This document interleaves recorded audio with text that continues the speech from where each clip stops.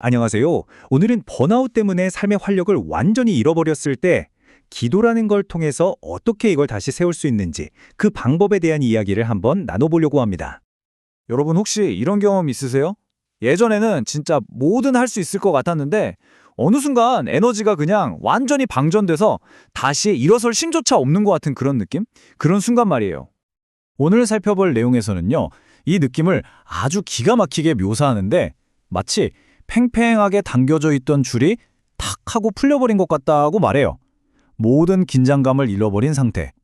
이게 바로 영적으로나 감정적으로 완전히 탈진한 상태를 말하는 거죠. 자, 그럼 삶의 탄력성을 잃는다는 게 구체적으로 어떤 상태를 말하는 걸까요? 여기에 아주 재미있는 비유가 하나 나옵니다. 이걸 보면 확 와닿으실 거예요. 같이 한번 보시죠. 거친 바다에서 살아남으려고 발버둥치는 자연산 물고기랑 그냥 가만히 있어도 먹이를 주는 양식 물고기를 한번 비교해 볼게요. 자연산은 살이 아주 탱탱하고 힘이 넘치잖아요. 근데 양식은 살이 무르고 활력이 없죠. 삶의 탄력성을 잃어버린 상태가 바로 이 양식 물고기 같다는 겁니다. 자, 그럼 이런 무기력한 상태에서 대체 어떻게 빠져나올 수 있을까요? 여기서 아주 흥미로운 한 사람의 실제 경험담이 소개됩니다. 이 타임라인을 한번 보세요. 한 남자가 변리사 시험에 3, 4년을 매달려요. 그런데 계속 커트라인 근처에서 떨어지는 거예요.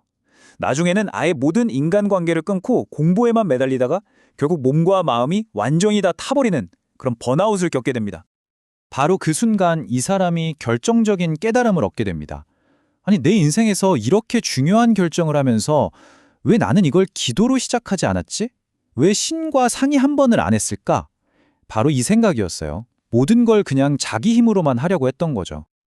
그리고 이 깨달음 뒤에 일어난 변화는요, 정말 놀랍습니다. 몇 년 동안 자기를 옥죄던 그 시험에 대한 집착이 그냥 순식간에 사라져버렸대요.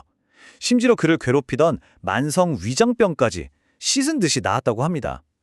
그러니까 이게 그냥 정신적인 변화가 아니라 몸으로, 그것도 즉각적으로 나타난 거예요. 여기서 우리가 생각해봐야 할 게 있어요. 바로 그가 했던 기도가 뭔가 좀 특별했다는 점입니다.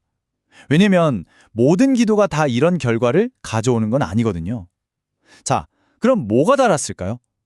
예수님이 설명하신 두 가지 기도 유형을 비교해보면 그 차이가 보입니다. 자료에서는 두 가지 기도를 아주 명확하게 비교하는데요. 하나는 보여주기식 기도, 즉 바리새인들의 기도고요. 다른 하나는 예수님이 가르치신 골방 기도입니다. 보시는 것처럼 목표부터가 완전히 다르죠. 하나는 사람에게 보이려는 거고 다른 하나는 정말 신을 만나려는 거고요. 이 오픈형 기도라는 건 말 그대로 쇼에 가까웠어요. 당시 종교 지도자들이 일부러 사람이 제일 많이 모이는 번화한 사거리 같은 데서 기도를 했거든요. 왜 그랬을까요? 나 이렇게 경건하다, 이걸 과시하고 싶었던 거죠. 결국 다른 사람의 인정과 칭찬이 목적이었던 겁니다. 그런데 예수님이 가르치신 방법은 완전히 180도 다릅니다. 골방, 그러니까 나만의 방으로 들어가서 문을 닫으라는 거예요. 외부의 시선, 세상의 소음, 이런 것들로부터 완전히 벗어나서 오직 신과 1대1로 마주하라는 거죠. 그런데 말이죠, 이 골방으로 들어가서 문을 닫아라 라는 말이 단순히 그냥 조용한 데 가서 기도하라는 뜻이 아니에요. 여기에는 훨씬 더 깊은 의미가 숨어 있습니다. 핵심은 바로 은밀한이라는 단어입니다. 성경 구절에 은밀한 중에 계신 내 아버지께 기도하라 라는 말이 나오거든요. 여기서 은밀하다는 건 우리가 은밀한 장소로 가야 한다는 뜻도 되지만 더 중요하게는 우리가 만나려는 신 자체가 은밀한, 즉 숨겨져 있는 존재라는 뜻을 가지고 있어요. 이게 바로 기도의 개념을 완전히 뒤바꾸는 지점입니다. 그러니까 골방이라는 건 그냥 조용한 물리적인 장소가 아니에요. 시끄러운 세상 속에서는 절대 들을 수 없는 내면의 소리, 그리고 신의 목소리에 귀 기울이기 위해서 우리가 의도적으로 만들어내는 집중과 탐색의 공간, 바로 그걸 의미하는 거죠. 자, 그럼 이 골방 기도의 원리가 삶의 탄력성을 잃어버린 우리에게는 대체 어떻게 적용될 수 있을까요? 드디어 핵심 메시지로 넘어가 보겠습니다. 그래서 이 자료는 우리에게 이렇게 질문을 던집니다.